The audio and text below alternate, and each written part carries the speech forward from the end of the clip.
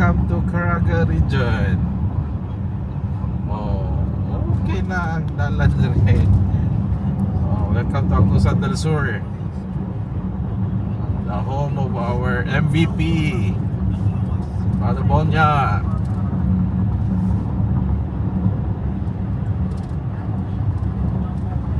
Alright.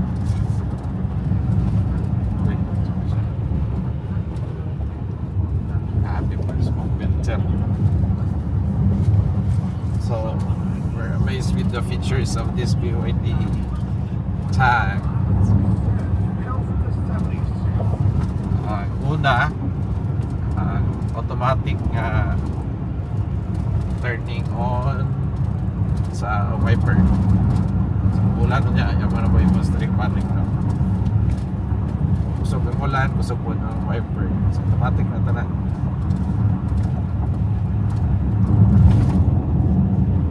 Naabot siya adaptive cruise control. Nahanap na ko. So muna siya. So kung imong i-kuhan o paano ito adaptive cruise control ha. So 92 kilometers karon. Yan na yung isundan nga bus. So brake na sa iya pag na-detect niya nga na-scanan. Wow. Ihuno siya.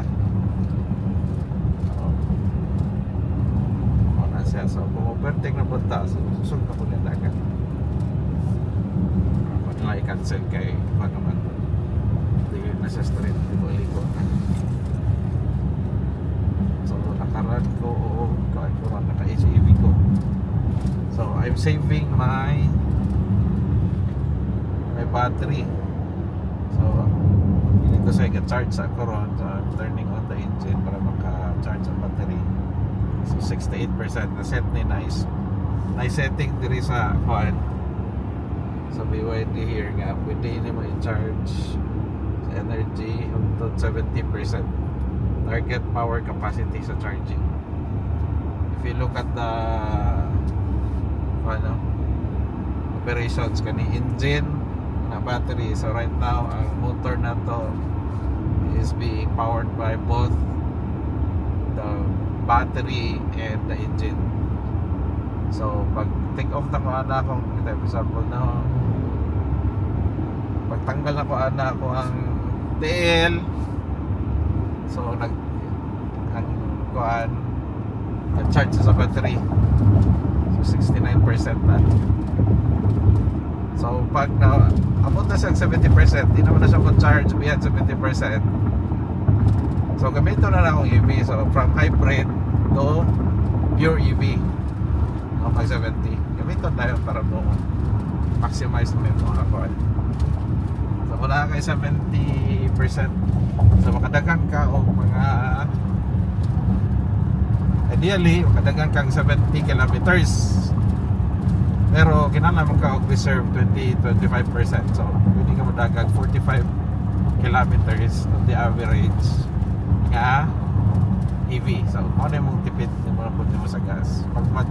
Pag mabot na mo ng 25%, pwede na po mo na i-charge sa balik. I-on na po niya may mga hybrid engine para mo charge na po siyang sugod o ganang sa battery. So gana na yung cycle, labi na og long drive, pero tag 10-20 kilometers a day ka lang, puro ra ka battery.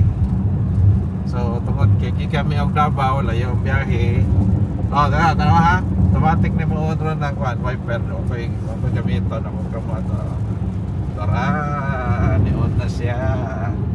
So hinay naman na iya ulan, pero kusog po ng ulan, paspas po na siya. So ano po siya na detect.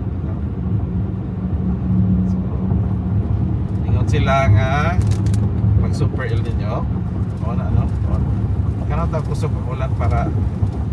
Okay, let's in 800 meters at the roundabout, take the second exit and stay on Maharlika Highway. Ulan. So intermittent pa yan pag-on sa wiper. So niabot naman og 70%. So mag full EV na ko. Hindi naman mo saka ato sa layan ha. Siguro mga 10 minutes more para ma-check dyan nga hindi na siya mausaka kay iset magod mo pa na yung maximum rin ibutang sa BYD. Pero kung sa balay ka Exit the mag-charge, roundabout onto Maharlika Highway. pwede ra ka until 100%. Continue on Maharlika Highway for Pero 62 wag po kilometers. ang advice is around 80 to 90% ra ang dapat nimo i-charge kung if you're charging at home using your 7 kilowatt charger or the one nga medyo 2.2 kilowatt. But of course, you better use the 7 kilowatt is my charge. So basa kay no wala pa yung super El Nino dire. Sige pagulat dire sa Agusan del Sur. So, probinsya kayo. Dalan, ang arang ng dalan 4 lanes. May mga ginagmay nga lubak. Oh, matungog ni mo no. Tingog sa ligid. So far, I'm very happy with this BYD. Gaan kayo siya drive-an. Once kung ka-drive na kag BYD, diya murag taon. Patugay-dugayan mo si drive. O drive ka og Fortuner or uban nga mga sakyanan. Bugat kaya ang Monobela, di na ganahan mo drive. No, kani humok kaya humok. Oh. Power pa jud kaya. Oh, okay. Man ni. High torque, high power man ni. No, so BYD tang. Karon tapulan ako mo drive og Fortuner unless kung kinahanglan or kaning uban nga sakyanan. No? So far, nindot ang iyang suspension system, no? So murag sa mundo kani crossover nga SUV. So kani siya murag kutsi. So ana yung mga features, no? So nagyap yung mga pasaway dyan nga driver, makalit lang o ipas ang may incoming. So kani siya pinakanindot jud ani nga isa ka nindot nga safety feature. Kusog yung dagan no? Last time natabo padumi Cagayan de Oro the other week kusog yung dagan niya. O ko bantay nga ni hunong kalit ang hunong ang akong nasa unahan. So ni brake pud ni kalit ng sakyanan. So adun ako nalaho. So wa to basig na tadyon ako to. Kusog yung dagan niya kalit sa brake. Brake pud ni siya bantay. So we are now at I think the province Trento. of municipality of Trento here in Agusan Sur. So Butterbone niya Fly High MVP. Oh, celebrated ka na siya diri sa Agusan Sur. So kung may nindot na kung maistorya ni so kana dyan ko ano honest to goodness nga review. Ang isa na di kaganahan na ni di ay kanang iyahang daytime running light kay murag magpatpat spot. I wish nga mura unta siya o ganang sa LC300 sa kanang Toyota ano kanang straight ba yung pure nga dili po dyan ako makita niya. So 70% wala na dyan ni Saka. Pabili na dyan sa 70% ang iyahang battery. So 70% na dyan siya di makita. Nara 70% na dyan siya. So nang nasa left side yun ay symbol ng battery. So manigir mo na monitor na ako basta mag-drive ko. Once nga mo abot na siya 70% then mag-EV na din ko. Kani HEV kung tanaw mo sa taas HEV. So, meaning to say, pwede ka maggamit na po sa battery. Later on, pag na-drain ang battery, kano po ka? Balik na po ka o gamit sa engine or kaning gas. No? Okay, 110 kilometers naman ang rated distance ng battery. So, mag-EV na ko kayo. Para gamit na EV.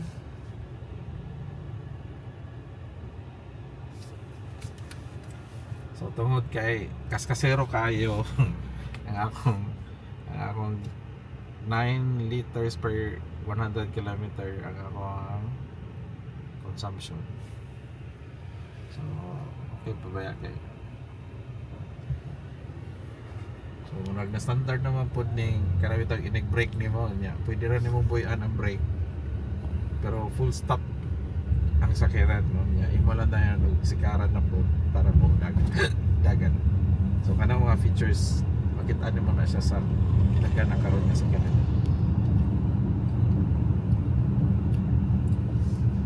So of course ang iyang pinaka the best na feature is dako kayo ka og screen. Oh. Ilang ito yung screen ay 13 inch. No, so pwede, di pwede nag-download ng YouTube app. Di pwede magamit ang app sa YouTube kung gadagan ka. Kay kuan man ka ng for safety yang i-disable lang at no, di mo ito. Apil lang zoom, nag-try kong zoom gani ha. I-off niyang zoom basta dagan na ka. Vehicle image, so pwede kang pili na kay 3D, iset na mo sa likod baron, tanan sa kilid, so ano, tab, so dagan yung camera na may camera diya, camera everywhere.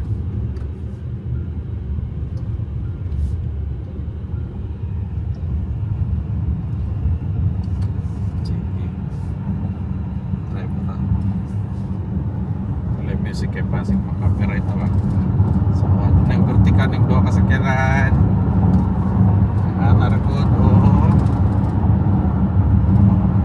yung power sa EV, pure EV, torque and power. Nagod. So diretso.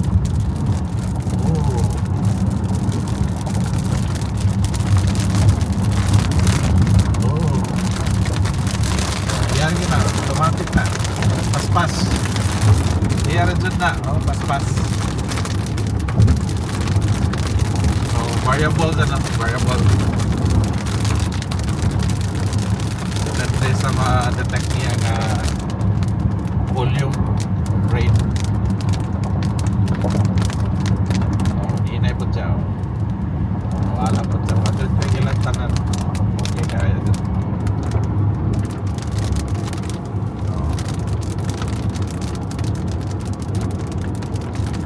Four lanes Agusan Sur, better roads right now.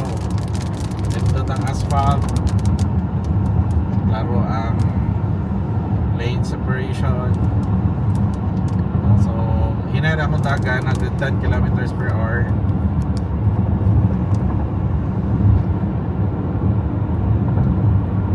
So, ang yang kuan po, depende sa mo gusto pa magtipid sa imong battery. Pwede ka maginahinay, pararaga po na sa gas bank. Kanang no sudden brakes, paano sudden brakes. Kalas kay kag battery. Pero every time nga mo brake pud ka, mo charge pud siya, no? So mo na beauty aning EV ba kay charge, discharge, charge. So according to the specification of BYD, at least 5,000 cycles, no? Ang charge, discharge, minito say bang mag full charge ka from 90%, from itay 20% nila nabilin yung battery. Gusto kag 90%, i-charge mo to 90%. So pwede na siya 5,000. So usually kung naara ka sa syudad, you don't have to charge your battery every day. So ako I travel every day mga 20 plus kilometers. So every 3 days ko ka-charge. Depende sa lakaw. Pero yung nga ni automatic na po siya. Para dyan nag-load at nag-load sa yung speed sa wiper. So na yung mga misconception na ng electric cars. Hinay daw, no? Sa kahinay. Depende siguro sa drive yun. Habang test sa Jaguar, ang capabilities pa sa car. So far very satisfied yun kung ano, no? So nisikat to ni Agusan Sur kay paguro dyan naman diri ang kaning palarong pabansa. Kaya ginawa magtunolog. So back to 2 lanes. So ang profile sa ligid wala po na dili para ng mga Fortuner pag nagko ka ng trend. Kami siya pero mabot pero of course kung nasanay ka mga SUV mahirap dyan ang profile sa mga gusto nyo i-test ang 0 to 100 kilometers doon na siya in 7 seconds pero yun na lang ay nag-out motor so yun sila there are 2 weather here in Caraga region wet and very wet sige ragulan at least di may mga tubig no pero problema sa butuan kayo supply ng tubig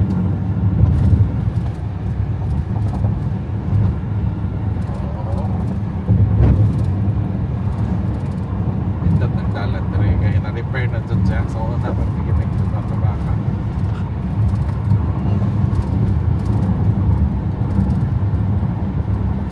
EV niya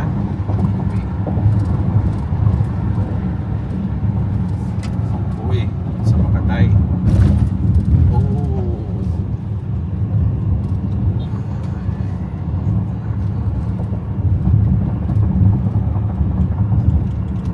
kakontrol lang ang nila sa gusto tuwakot sila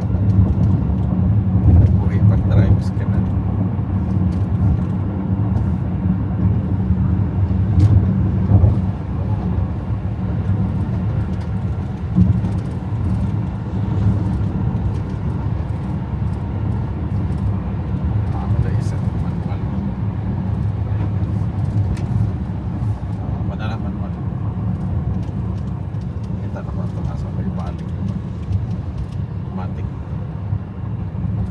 so yung original setting dyan naka-automatic yun dyan yung default niya so nag-contact technical features na so sa light pa din ay feature niya sa light kung may na auto high po niya siya automatic high ang light kung dulong ang kasada yeah, automatic po siya glow pag may kasugat na kaya yun na yung mga sensors so, mo-vibrate siya o cross ko lane na siya lane assist to correct you to warn you to remind you na out of lane na ka muna siya mo-vibrate siya labi na mo-cross ko ng ila sa monobela ni mo ma-feel sa 2 lanes so to dili na expressway ato yan na national road nisa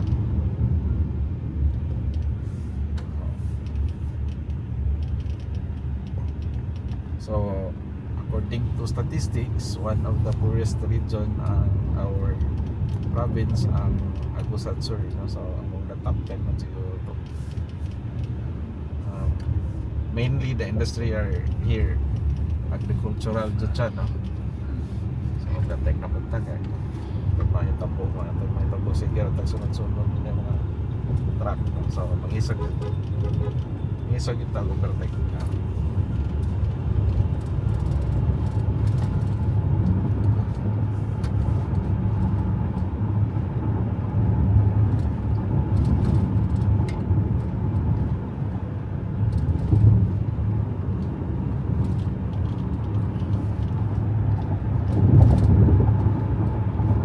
napaanay kaya kusog sa mga accelerating yan sa 0 to 100 ba